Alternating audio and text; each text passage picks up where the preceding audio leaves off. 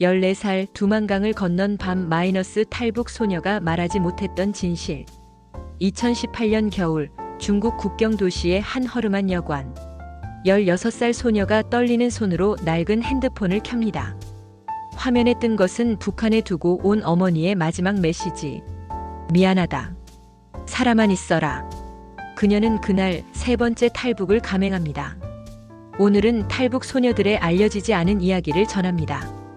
이야기는 2015년으로 거슬러 올라갑니다. 함경북도의 작은 국경 마을. 당시 13살이었던 김수진은 아버지를 잃고 어머니와 단둘이 살고 있었습니다. 하지만 고난의 행군 이후 북한의 배급 체계는 이미 무너진 상태. 하루 한 끼도 제대로 먹지 못하는 날들이 이어졌습니다. 어머니는 매일 장마당에 나가셨어요. 중국에서 넘어온 물건들을 팔려고요. 하지만 보이부 단속이 심해지면서 어느 날 어머니가 붙잡혀 가셨어요. 저는 그때 처음 탈북이라는 걸 알게 됐죠.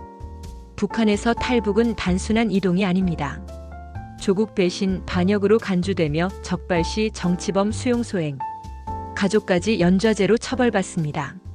하지만 수진에게는 선택의 여지가 없었습니다. 2016년 2월 영하 20도의 혹한. 수진은 안내원이라 불리는 브로커를 만납니다. 탈북 비용은 200만 원. 당시 북한 돈으로 환산하면 일반 가정이 10년을 벌어도 모을 수 없는 금액입니다. 안내원 아저씨는 친절했어요. 처음에는요. 중국만 건너가면 밥 걱정 없고 학교도 다닐 수 있다고 했어요. 하지만 나중에 알았죠. 그 약속들이 얼마나 잔인한 거짓말인지. 첫 번째 탈북 시도. 수진은 5명의 다른 탈북자들과 함께 두만강을 건너려 했습니다. 하지만 국경 경비대의 순찰이 강화된 시기였습니다. 물이 정말 차가웠어요. 허리까지 차오르는 강물.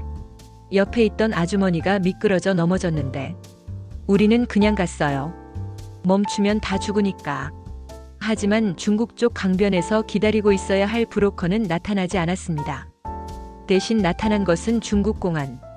수진과 일행은 북한으로 강제 송환됩니다. 북한으로 돌아온 탈북 시도자들을 기다리는 것은 가혹한 신문과 처벌입니다. 수진은 3개월간 구류장에 수감됩니다. 14살의 소녀에게는 너무나 잔인한 시간이었습니다. 하루에 옥수수 죽 한 그릇. 잠은 바닥에 그냥 누워서. 가장 무서웠던 건 신문이었어요. 누가 도와줬냐, 남한으로 가려고 했냐는 질문이 끝없이 이어졌죠. 사실대로 말하면 더 큰 처벌, 거짓말하면 고문. 어떻게 해야 할지. 미성년자라는 이유로 수진은 정치범 수용소는 면했지만 출소 후 요시찰 대상으로 분류됩니다. 일주일에 한 번씩 보위부에 출석해 생활을 보고해야 했습니다. 2017년 봄 수진은 다시 결심합니다.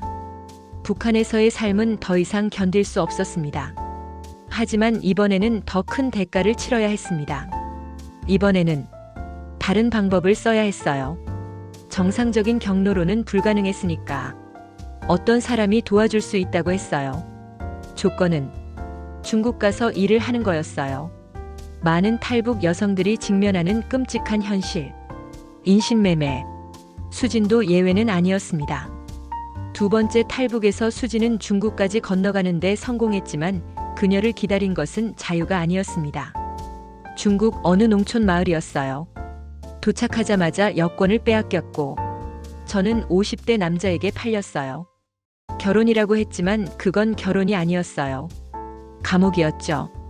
중국 정부는 탈북자를 난민으로 인정하지 않습니다. 발각되면 북한으로 강제 송환. 이 때문에 많은 탈북 여성들은 인신매매범들의 표적이 됩니다. 통계에 따르면 중국으로 넘어간 탈북 여성 10명 중 8명이 인신매매를 경험한다고 합니다. 6개월. 그곳에서 6개월을 살았어요.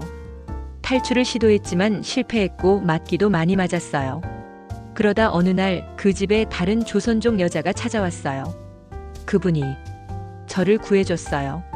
수진을 구한 것은 탈북자 지원 선교단체였습니다. 중국 내에서 비밀리에 활동하며 탈북자들을 한국까지 이송하는 일을 하는 사람들. 하지만 여기서도 또 다른 시련이 기다리고 있었습니다. 한국까지 가려면 중국을 횡단해서 동남아시아를 거쳐야 한대요. 최소 3개월. 그것도 잘 되면요. 저는 무서웠지만 그래도 가야 했어요. 북한으로 돌아가는 것보다는 나았으니까.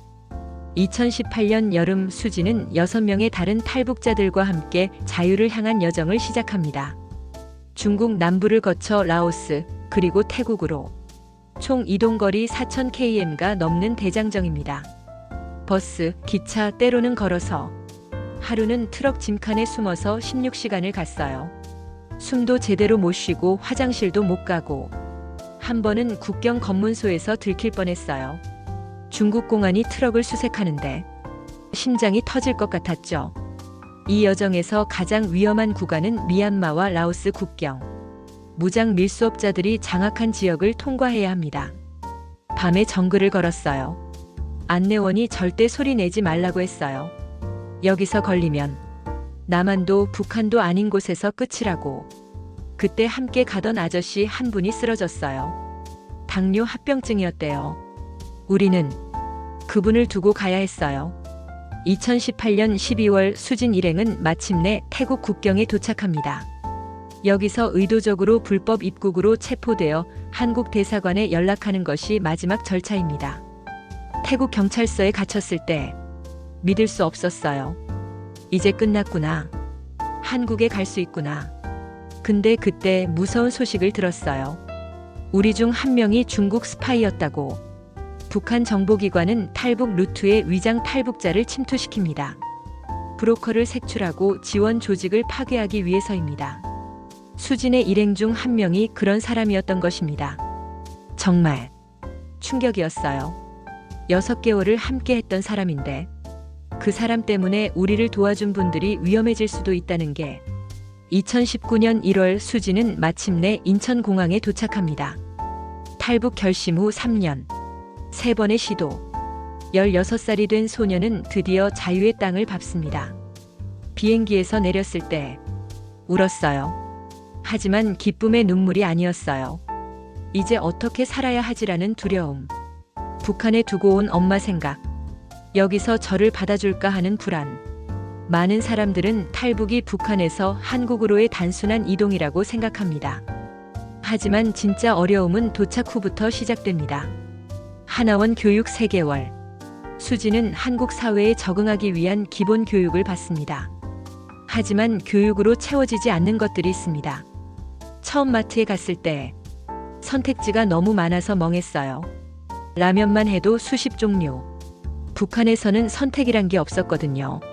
있으면 사고 없으면 굶고. 그게 다였죠. 2019년 기준 남한에 정착한 탈북민은 약 3만 3천 명. 하지만 이들의 실업률은 일반 국민의 4배. 우울증 유병률은 6배에 달합니다. 학교에 다녔는데 애들이 제 말투를 따라했어요. 아이 귀여워, 북한 말 해봐라면서. 처음엔 친근한 건 줄 알았는데 나중에 알았죠. 그게 놀림이었다는 걸. 겉으로 보기에 수지는 잘 적응하는 것처럼 보였습니다. 학교도 다니고 아르바이트도 시작했습니다. 하지만 밤이 되면 악몽을 꿔요. 아직도 강을 건너는 꿈, 중국에서 갇혀있던 꿈, 엄마가 저를 찾는 꿈. 깨면 온몸이 땀으로 젖어 있어요. 상담을 받아봤지만 쉽게 나아지지 않더라고요. 전문가들은 말합니다. 탈북민들의 트라우마는 단순한 PTSD가 아니라 복합 외상이라고. 북한에서의 억압, 탈북 과정의 공포, 정착 후의 차별까지 겹겹이 쌓인 상처들. 하지만 수진의 이야기가 절망으로만 끝나는 것은 아닙니다. 2023년 현재 20살이 된 수진은 대학에 진학했고 탈북 청소년들을 돕는 봉사활동을 하고 있습니다. 처음 한국 왔을 때 한 선생님이 그러셨어요. 너의 경험이 언젠가 누군가에게 힘이 될 거야 라고. 그때는 이해 못했어요. 이 고통이 무슨 의미가 있나 싶었죠.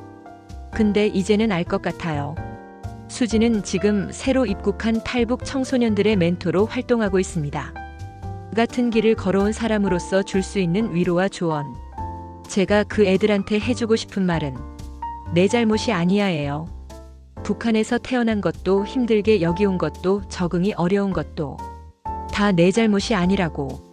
하지만 수진의 마음 한편에는 늘 그곳에 남아있는 사람들이 있습니다. 특히 어머니.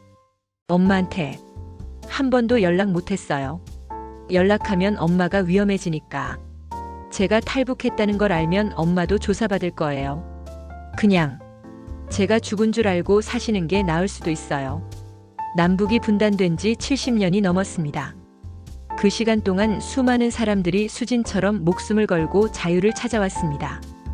하지만 더 많은 사람들이 여전히 그곳에 남아 있습니다. 오늘 우리는 한 소녀의 이야기를 들었습니다. 하지만 이것은 한 사람만의 이야기가 아닙니다.